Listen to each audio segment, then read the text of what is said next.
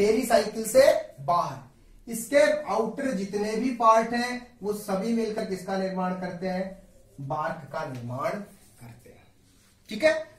और अगर मैं बात करूं कि इस बार्क की जो सबसे आउटर लेयर है उस आउटर लेयर पर खूब सारी पेरिडर्म का एक आवरण हो, खूब सारी पेरिडर्म की लेयरिंग हो, तो उसको हम कहते हैं राइटी डोम, हम उसको कहते हैं। ठीक है।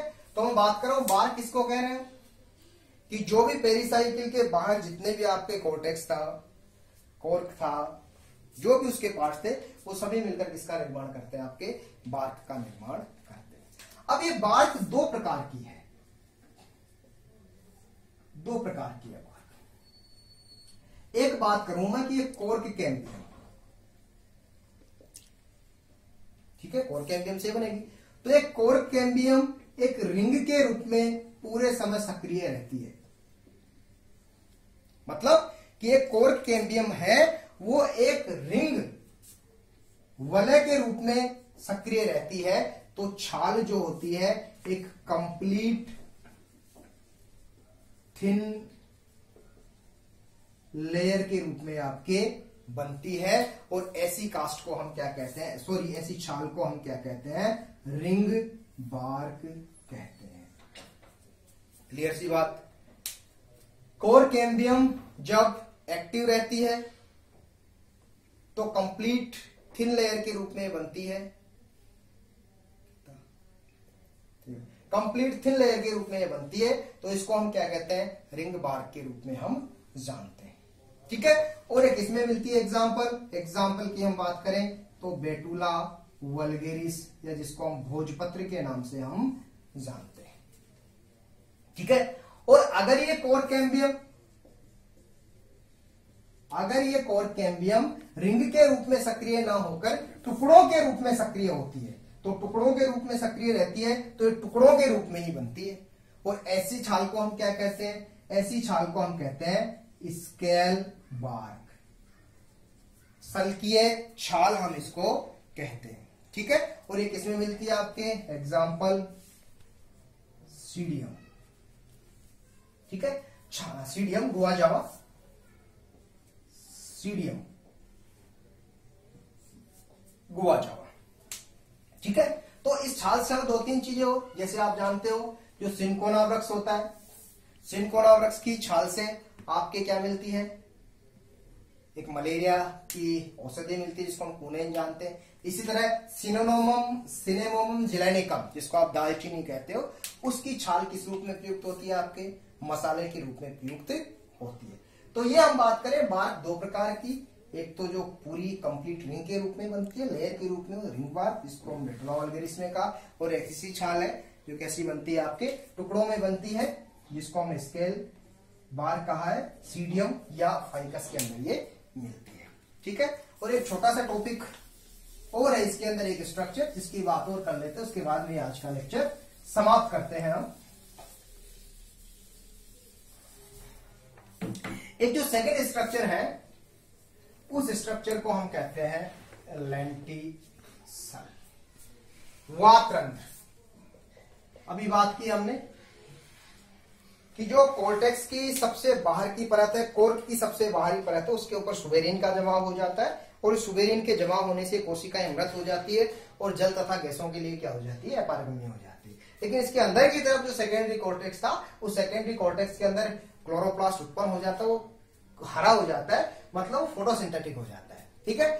तो इस दौरान कि इसके अंदर गैसियस एक्सचेंज कैसे होगा, तो मैं बात करूं कि ये अपने क्या थी, कॉर्क कैम्बियम थी, क्या थी, कॉर्क कैम्बियम थी। कॉर्क कैम्बियम के अंदर की तरफ क्या बन रहा था आपका, सेकेंडरी कॉर्टेक्स, और बाहर की तरफ क्या बन रहा था, एक कॉर्क बन रहा था। ठीक है। तो इस कॉर्क पर किसका जमाव हो गया, इस कॉर्क पे जमा हो गया, ये सुबेरिन का जमा हो गया, ये सुबेरिन का जमा हो गया, ये सुबेरिन का जमा हो गया। अब क्या है कि कुछ स्थानों पर इन सुबेरिन का जमाव नहीं होता, जहां पर साधारणतया सुबेरिन का जमाव नहीं होता। या हम ये बात करें कि ये जो कॉर्क कैम्बियम है, ये कोर्क कैम्बियम, ठीक है। ये कोर्क कैम्बियम अब बाहर की तरफ कोर्क का निर्माण न करके और एक स्पेशल पेरेनकाइमेटस सेल्स का निर्माण करने लगती है। साधारणतया क्या होता है, साधारणतया ये जो आपका कोर्क कैम्बियम है वो बाहर की तरफ किसका निर्माण करता है, कोर्क का निर्माण करता है। लेकिन कुछ कुछ जगहों पर जहां पर सुबेरिन का जमाव नहीं हो पाता वहां पर ये स्पेशल पेरेनकाइमेटस सेल्स का निर्माण करने लग जाता है। और उन सेल्स को हम किस नाम से जानते हैं, उन सेल्स को हम जानते हैं कॉम्प्लीमेंट्री सेल्स के नाम से हम जानते हैं, पूरक कोशिकाओं के नाम से हम जानते हैं। तो मतलब यहां पर ये पूरक कोशिका इकट्ठी हो जाती है और ये पूरक कोशिका इकट्ठी होकर अब यहां पर दबाव पड़ता है, तो यहां पर जो छिद्र उपस्थित होते हैं, जो छिद्रों की उत्पत्ति होती है, उन छिद्रों को हम किस रूप से जानते हैं, उनको हम जानते हैं लेंटिसल या वातरंध्रों के नाम से हम जानते हैं। उन वातरंध्रों के माध्यम से क्या होता है, अब गैसियस एक्सचेंज संपन्न होता है, ठीक है। तो लेंटिसल्स बनाने में किसका रोल है, आपके कॉम्प्लीमेंट्री सेल्स का। मतलब इससे पूछा जाए लेंटिसल्स के नीचे जस्ट कौन सी सेल्स होती है, कॉम्प्लीमेंट्री सेल्स। इन कॉम्प्लीमेंट्री सेल्स का निर्माण किसके माध्यम से हुआ है, पेरेनकाइमेटस सेल्स से। उन पेरेनकाइमेटस सेल्स को किसने बनाया, आपके कोर्क कैम्बियम ने बनाया। कोर्क कैम्बियम सामान्यतः बना क्या रही थी, कोर्क बना रही थी, फैलम बना रही थी। लेकिन यहाँ पर कोर्क न बनाकर ये क्या बना रही है, कुछ स्पेशल पेरेनकाइमेटस सेल्स बना रही है जिनको हम कॉम्प्लीमेंट्री सेल्स के नाम से जानते हैं। और ये कॉम्प्लीमेंट्री सेल्स कहां पे उपस्थित है, वातरंध्र के नीचे। ये वातरंध्रों का निर्माण करती है और उस वातरंध्रों के माध्यम से क्या होता है, गैसियस एक्सचेंज संपन्न होता है, ठीक है। तो आज के लेक्चर में हमने कंप्लीट आपको माने साधारण शब्दों के अंदर ये चीजें समझाने की कोशिश की है। सेकेंडरी ग्रोथ, अब सेकेंडरी ग्रोथ ये तो हमने रूट की बात कर ली, तो स्टेम की बात कर ली। अब रूट की बात करें कि रूट में सेकेंडरी ग्रोथ कैसे होता होगा। तो रूट के अंदर तो हम अगर बात करें तो रूट के अंदर तो जो कंडीशन पाई जाती है, तो रूट के अंदर तो कंडीशन मिलती है वो इस तरह से मिलती है। मतलब रूट के अंदर जो वेस्कुलर बंडल होते हैं वो संयुक्त ना होकर कैसे होते हैं, अरीय होते हैं। मतलब जाइलम व फ्लोएम अलग अलग त्रिज्या के ऊपर मिलते हैं।